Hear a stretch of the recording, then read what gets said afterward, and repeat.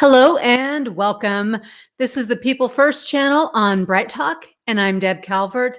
Delighted to be with you here again as I am live once a month. Plus, we have some replay content that we play in the in-between weeks. If you're new to this channel, there are a couple things I'd like you to know. First of all, we give a lot of stuff away. It's just something that we like to do. So be sure and look underneath the video. Check out the tab called Attachments. You'll find some bonus resources there, including the slides from today's presentation. If you want to download those, print those, and use them to take notes, please feel free. If you're new to Bright Talk entirely, you should also notice that there's a help button. It's orange and it looks like a headset. If you have any technical issues at all, Bright Talk's awesome tech team will do a lot better handling that for you than I could possibly do. But if you'd like to talk with me, if you have questions, if you have comments along the way and you're listening live, by all means, please expand the tab over to the right and pop those questions into there for me anytime you want to. I'll monitor them as we go, and I'll try to answer them in the order that they come up, or in the order that they flow with the rest of the presentation. We'll keep it pretty nimble and casual in that way. If you're new to Bright Talk, you might also like to know that there are tons of other great presentations here, a nice search function, or you can stay right here in this channel and find lots of other content. We've been doing this for a while.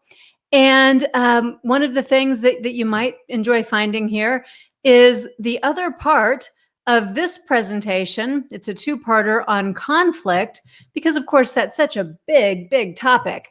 And if you'd like to learn more about the topic, what we're including in the other piece on conflict is all about the modes of conflict and the ways that you manage conflict and handle it more effectively by understanding those 5 different conflict modes.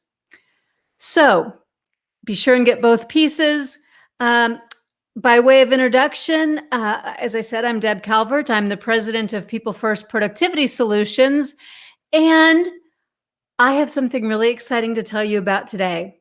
I so appreciate those of you who come back month after month to participate in these presentations, and I love the comments that you add. Oh, by the way, new to Bright Talk, don't be shy. Put your comments in here for me in the review section too, so that I'll know what you'd like to see differently in the future.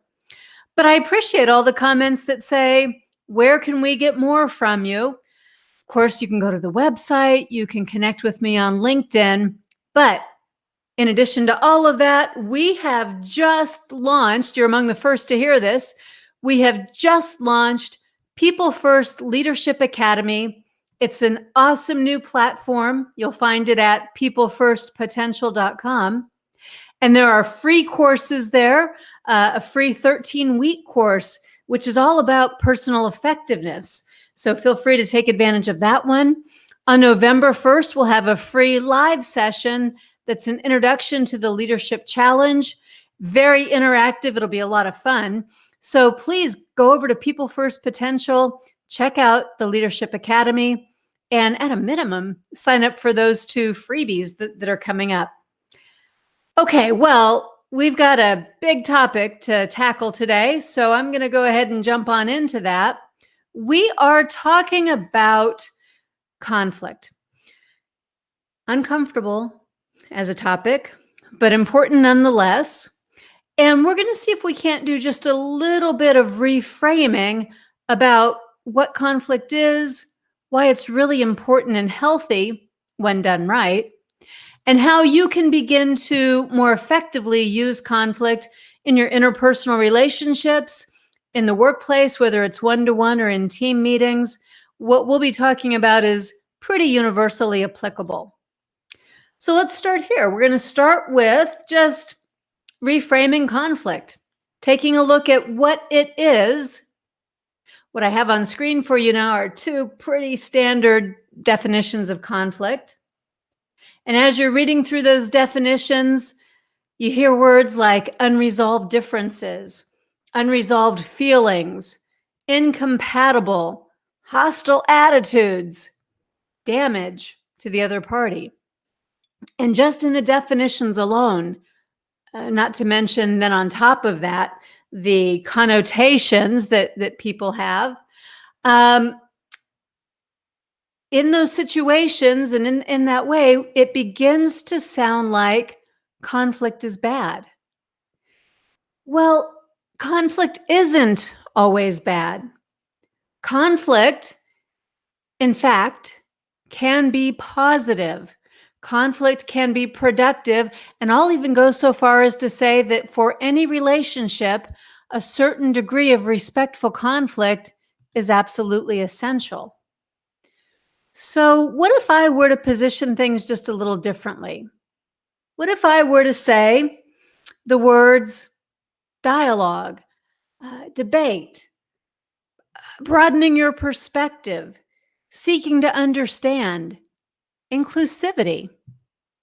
When I put those kinds of words around conflict, suddenly it sounds a little different. That's where the positives begin to emerge, and the value of what conflict is and what it can do for you will begin to emerge.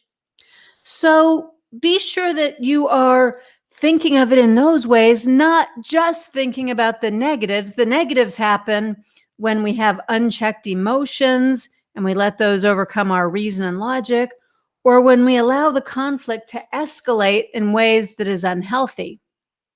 I'll show you what I mean by that in just a moment, but I'm just getting a message here that People First Potential, all spelled out, peoplefirstpotential.com, is not working. So stick an HTTPS colon backslash backslash www in front of that. Let's see if that works out. That should be the right address, and I'll keep you posted if I've made a mistake. It's so new, maybe I'm saying it wrong.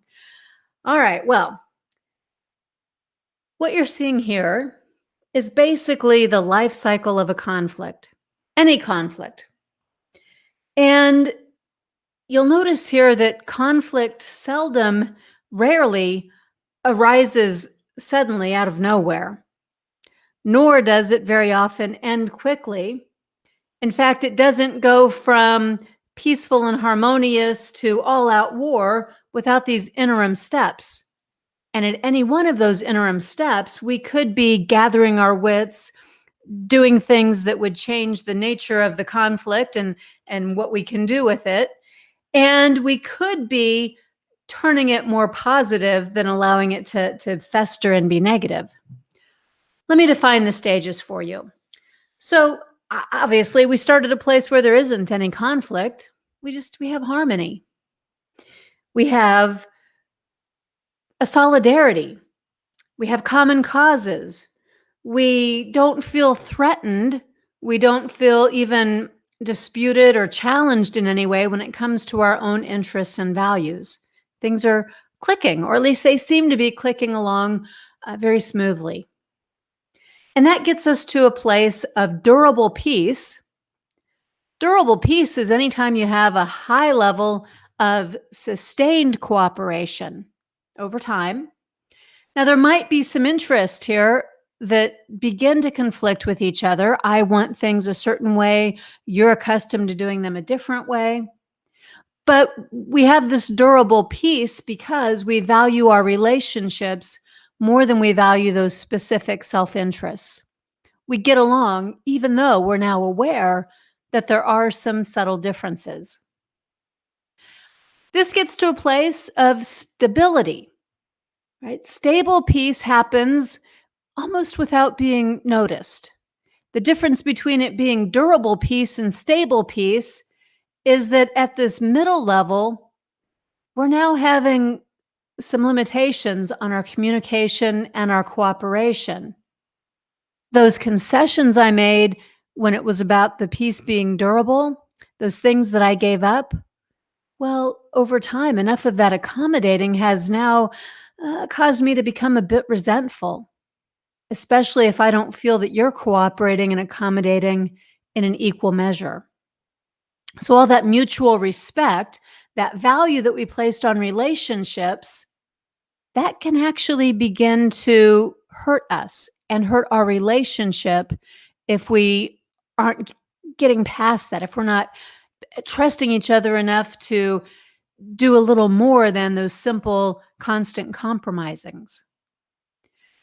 Well, at the place of stable peace, we have and we know that there are differences in our values, in our goals, in our desired outcomes, and in what we need.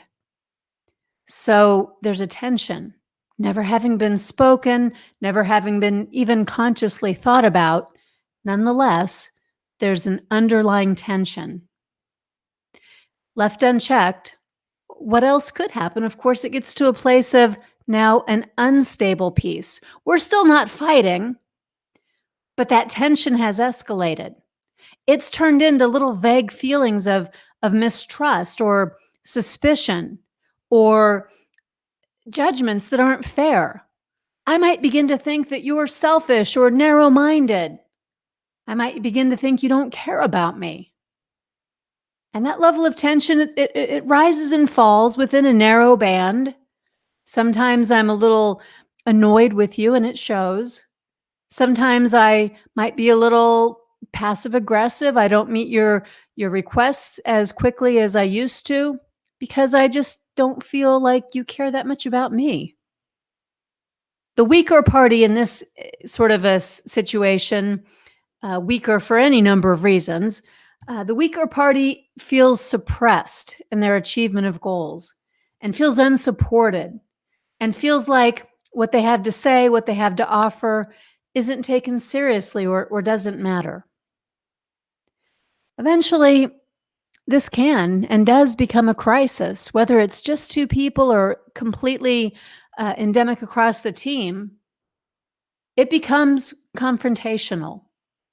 It may result in actual skirmishes where people are now arguing with each other, maybe even making it personal, maybe making threats. And the probability, here again, if this is unchecked, the probability of this becoming all out war is high.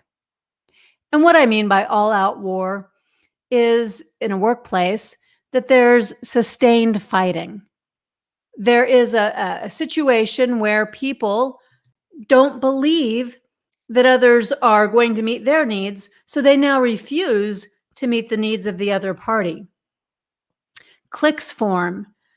People go and they seek allies, and they try to have more allies or stronger allies than their enemy does, because in an all-out war, the only thing you're focused on is I win, you lose.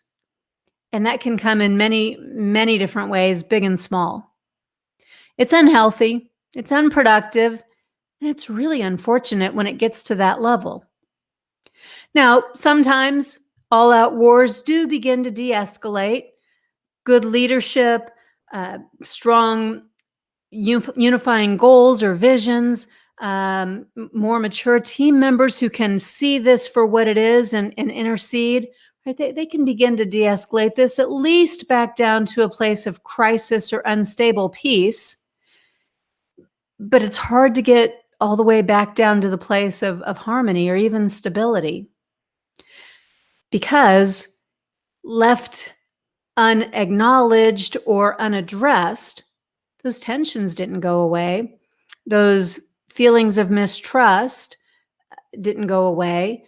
The restoration of good, healthy, productive relationships didn't go away. And if people haven't been taught how to engage in conflict productively, well, all they have left is the unproductive way of engaging in it, which just shoots this right back to the top of all-out war. Give me a note in the chat box there in the questions. This isn't just me, right? You've seen this or experienced this in your workplace too. Kind of give me a gauge. Where do you think your organization or team is at this point? Are you at that place of harmony, or are you at the place of, things being just a little bit stable or unstable? People are talking or they're not talking. People are making compromises. Where do you think your organization is? First two votes are for stable and unstable. Okay, so right about the midpoint. Keep the answers coming. Here's one that says harmony dot dot dot, but I'm not sure that's good. You're right. We're going to talk about that. That's not necessarily good. Okay, keep your answers coming, but I'm going to come back to the slides and show you some additional information about what's really going on when there's any kind of conflict. So, a typical conflict. It starts with some event. And that event doesn't have to be obvious. Oftentimes it's not. Oftentimes the event is something very, very small, but the very, very small event doesn't feel small to someone. And as we interpret the event or what someone said or did, at that point, as we add our own meaning, as we layer in our own experiences and reactions based on history with the person or somewhere else, when that happens, we're then conjuring even more emotions. We are beginning to have negative emotions because it's conflict. And we take an action, which is really a reaction. That reaction could be that we come in fighting or that we take flight. Adrenaline causes that fight or flight response. Or we decide to face it. We decide to face the situation and do something with it. So let me give you an example. This is a real example. This happened just last week with one of my coaching clients. This person happens to be fairly new to supervising and doesn't have management training in their organization, and maybe doesn't have a whole lot of great role models either, because there just has never been supervisory skills training. And as I walk you through this real situation, notice the progression from event to interpretation to feeling to action. Now, this example, it's a nice one because it very clearly follows these 4 steps, which is why I chose it. But it's also quite simple. And as you hear it, I want you to not think of it being too simple, because this happens way more than we think. I just happen to be able to hear about it and capture it. Mostly people don't divulge these kinds of things, but they're happening all the time. So here's the example. Okay, so this fairly new supervisor, 3 months in, she had to deny the request that they both made for some time off. These 2 people are also friends. They wanted to go to an event together, but it was very short notice at a time when the organization is already very short-staffed. And they are asking supervisors to abide by vacation request policies, which are 2 weeks in advance. So short-staffed, short notice. The place couldn't function if 2 additional people were gone on the same day. So the supervisor, was one of her very first things that she had to do that she was nervous about doing as a supervisor. And she said, no, I can't give you the time off. Well, that didn't sit well with them. And very shortly after she had those conversations, they were in a sort of a break room area. She walked in, not knowing that they were there, and could immediately tell that they were unhappy, grousing to each other. And in her interpretation, they were talking about her. She was horrified. It was awkward. She didn't know what to say, didn't know what to do. She immediately, as soon as she figured it out, turned around and walked away without saying anything, because, in her words, she didn't know what to say. And it felt like being in high school when you find out people are talking about you. So she left and kept thinking about this. It really hurt her. That whole recollection of being in high school, of friendships lost, of taking it personally, all of that was just front and center for her. So as a little bit of time passed, she also began to feel betrayed. Then she went to human resources to talk about it, and human resources basically told her there's nothing that they can do because, well, frankly, this was nothing out of the ordinary, that sometimes people vent about their supervisors and about decisions they don't like. So that left her with nothing to do with it, except she continued to have this emotional reaction, this confusion, this hurt. And The call with me was about she's very seriously considering stepping out of her new supervisory role, going back to a frontline contributor position where she won't take a risk of people disliking her. I offered her ideas about confronting the situation, talking to people. If she could rewind, what would she do differently? And it turned out that she really didn't have any tools or ideas for what to do differently. And on top of that, it came out since that had happened, she also had given the cold shoulder to these two people, and the relationships with them were even more impacted than just by the policy and having to enforce it. So that's a typical conflict. And whether we break it down that way and think of it exactly in those terms or not, it's happening all the time in our personal lives, in our professional lives. Thank you for the chat example of a situation between a friend and parents. I think about my kids too, and my adult kids, and situations that we get into as I talk about things like this.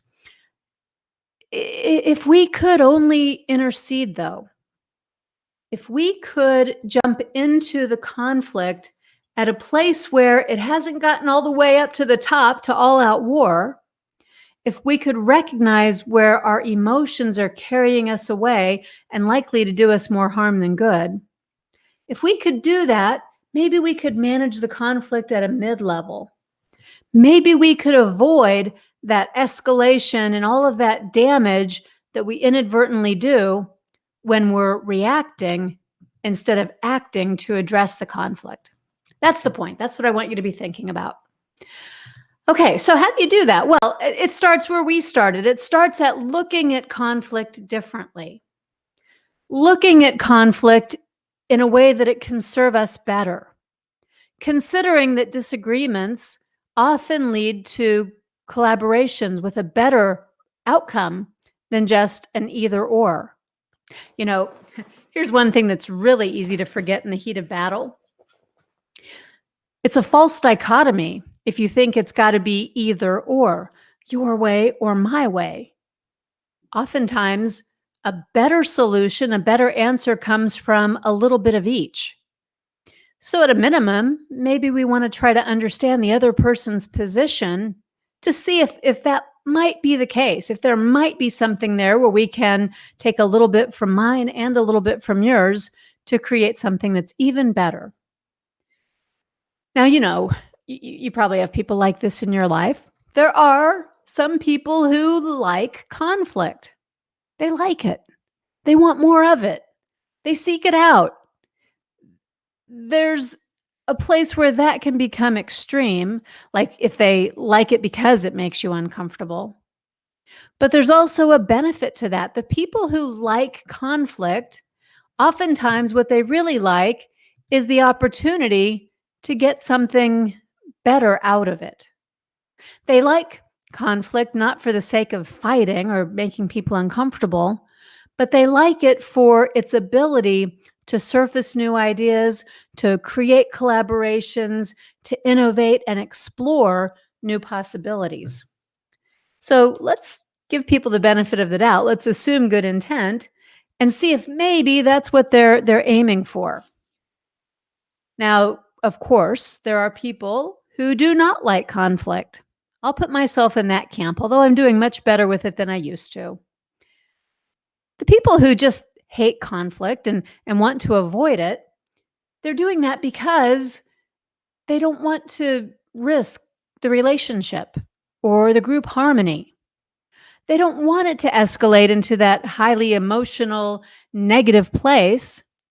So they may disengage anytime there's even the slightest hint of conflict. The problem is when you're disengaging in that way, you're creating even more conflict. It may not be spoken conflict. It may not be front and center conflict, but all those bad feelings, all those unaddressed issues, all of those ways that people begin to make assumptions and their own emotions then run away and their judgments about you begin to be negative. All of that's still happening, even if you're looking to avoid conflict. The unfortunate part of that is that you may have saved the discomfort of the confrontation or conflict, but you ultimately are probably not going to save the relationship. You're just going to delay the inevitable breakdown. And over time, it's going to become even more difficult to repair and restore the relationship and get back to a place where you have more stability. Those misunderstandings between people, well, anytime they're in the mix, they really do need to be addressed. So don't be afraid of conflict to the point where your aversion to it, your avoidance of it, makes it much, much harder over the long term to handle. I'd like to propose this continuum to you as an additional way of thinking about conflict. You see, there's two extremes. The one we are afraid of, the one we think about the most, is over there on the right-hand side. That's where it's destructive conflict. It is the all-out war. It is personal attacks, and it is I win, you lose, and tooth and nail, I'm going to fight to squash you and to have my own way. Now, that's destructive. Our emotion is what takes us there. Our misunderstanding of conflict is what keeps us from stopping it before it gets to that point. But there is an equally negative sort of a thing that can happen. It's intended to be constructive, but artificial harmony is no good for a team or even two people in an interpersonal relationship. Artificial harmony is where we go along just to get along. We have that avoidance of conflict. We do the head bobbing and the agreement, even if we're not really feeling it, because that just seems easier than the alternative of engaging in conflict or offering new ideas and perspectives. On this continuum, the best place to be is somewhere right in the middle. And if you have to default one side or the other, well, default just a little bit towards the side of artificial harmony to avoid conflicts becoming personal attacks. The aim here is productive conflict. Productive being the operating word. We want our conflicts to produce something positive. We don't want our conflicts to become personal or passive aggressive or unhealthy. We don't want our conflicts to hurt people. We want our conflicts to help people and groups. So to get there, we have to build trust. We have to be a little bit vulnerable with each other. When you have artificial harmony, you'll know it. Some of you have already commented about this when I asked that earlier question. You have quick agreements. You have apathy. You have people who aren't pushing back, but you also have people who are having meetings after the meetings. You know what I'm talking about, where a couple of people or a smaller group get together and they say the things to each other that they wouldn't say in the full group. And as they're saying those things and expressing their true opinions, what they're really doing is the opposite of buy-in. They're buying out. They're selling out. They're not committing to what the group has determined. It's a passive sort of resistance, but resistance nonetheless. And oftentimes with teams, this is why things stall out, because the true, deeper level commitment was never there. And how could it be? I mean, let's talk about this. I think that it's unreasonable to expect people to be fully committed if they were never fully heard, if their ideas were not genuinely considered, if they didn't feel included, fully included in the process of decision making or in the dialogue before group consensus carried things a certain direction. I know I personally find it a lot easier to be committed, even if the ultimate decision wasn't what I thought it should be. I can still be a lot more committed if I at least feel dignified, heard, and understood. That's conflict. Hearing opinions that are different from your own, looking at things from multiple perspectives, having the trust and the vulnerability to get real in those conversations and to bring all voices in, that's the middle of this conflict continuum. That's where we avoid false harmony.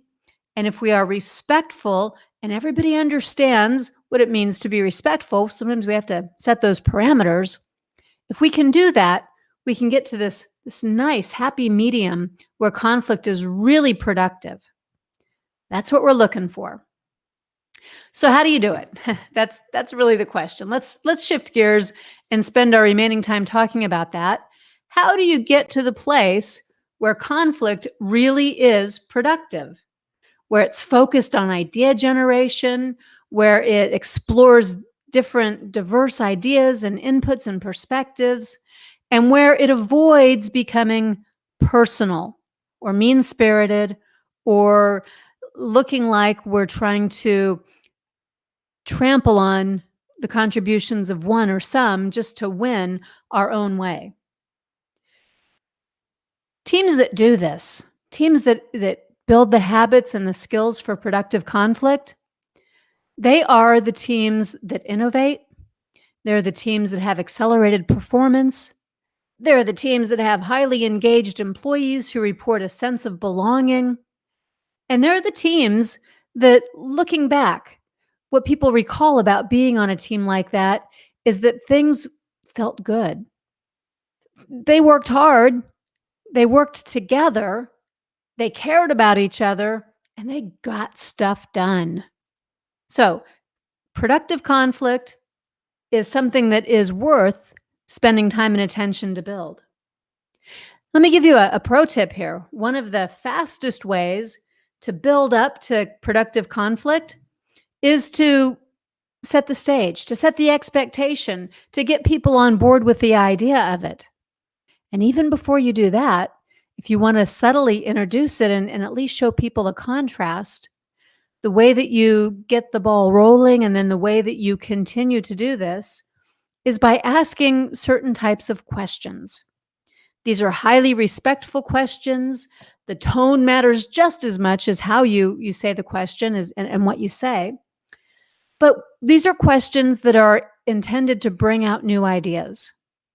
So questions that work are things like somebody has an idea, they're passionate about the idea, they're talking about their idea, and you have a different idea. So instead of saying, yeah, but, or no, I want, or even just putting your idea out there, instead you say something like, what are your thoughts about? And after what are your thoughts about, you describe your idea. Not in a way that sounds like you're championing it or that you are putting it head to head with their idea, but this is more exploratory. It's floating the idea, getting the reaction. As they have their reaction, if it comes out defensive, you have some additional questions. Questions like, hey, help me understand how you got to this place where you feel that way. Help me understand the background and the work you've already done so I can catch up with you. Again, exploratory and seeking to understand before trying to be understood.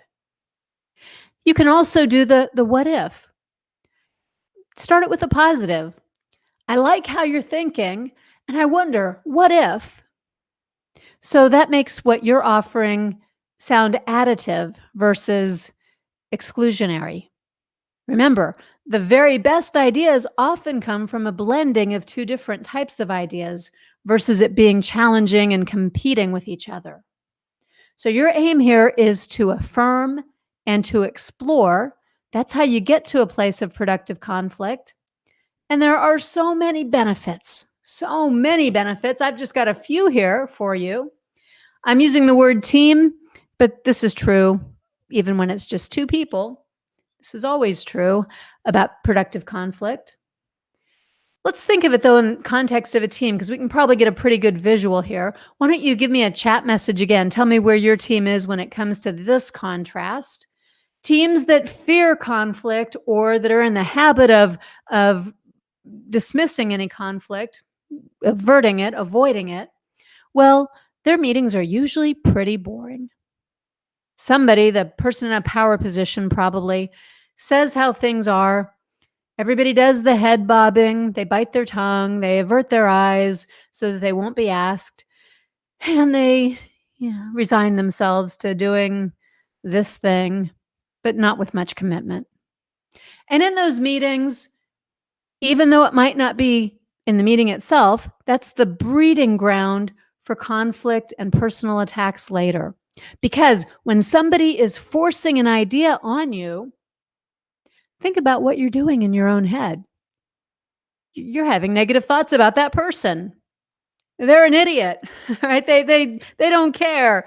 They are blind to the obvious facts. You're thinking those things even if you're not saying them.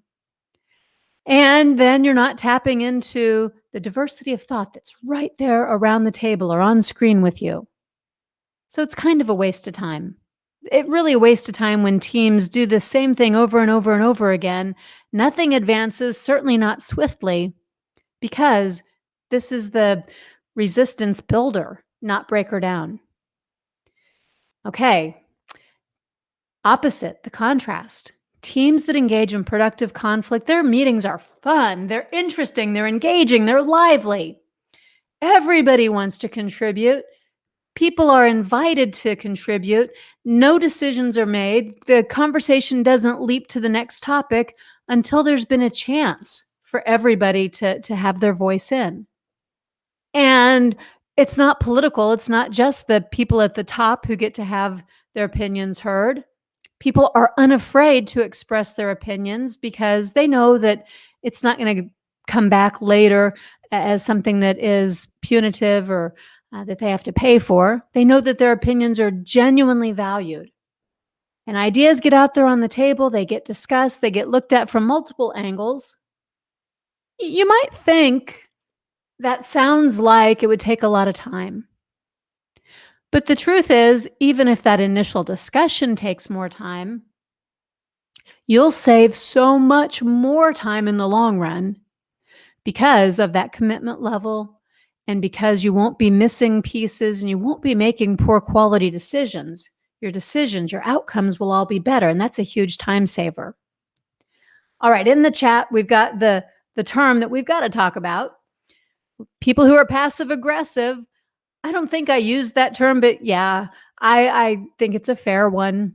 When you have meetings after the meeting, when you have people who agree visibly but disagree internally and then do things maybe subconsciously to sabotage what was decided on, right? That is passive aggressive. And generally, it doesn't come from a character defect in all those people who are passive aggressive behaving that way. Typically, it comes from the culture that is accidentally fueling that sort of resistance. So notice that I use the words inadvertently and accidentally because we're assuming good intent here. And people don't know what they don't know.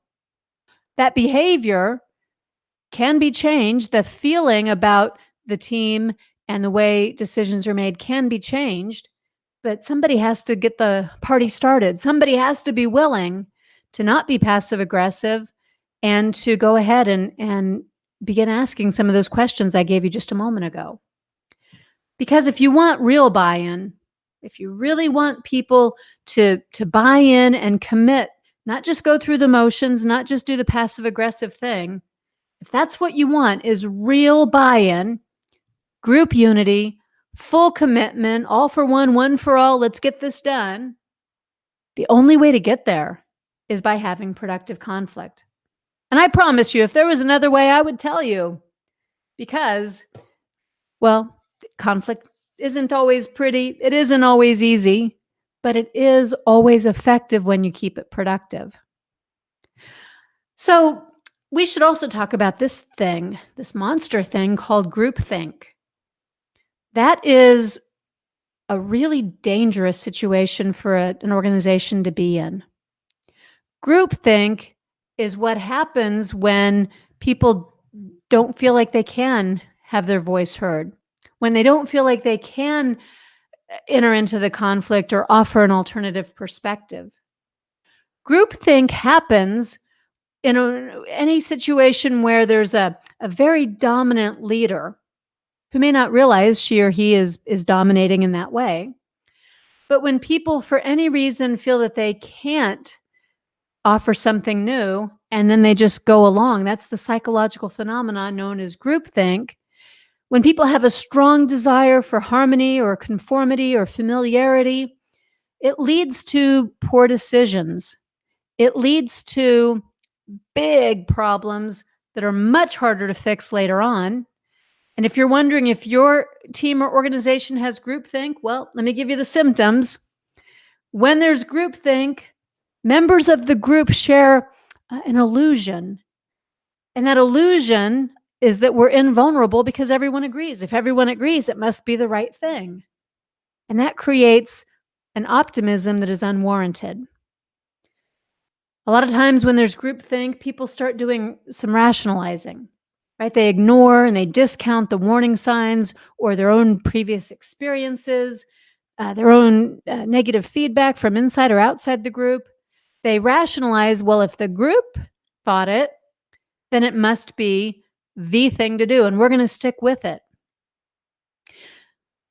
When there's groupthink and everybody's agreed to something, it also creates an excuse for poor choices or consequences. The group pride or the group feeling replaces the true ethical considerations.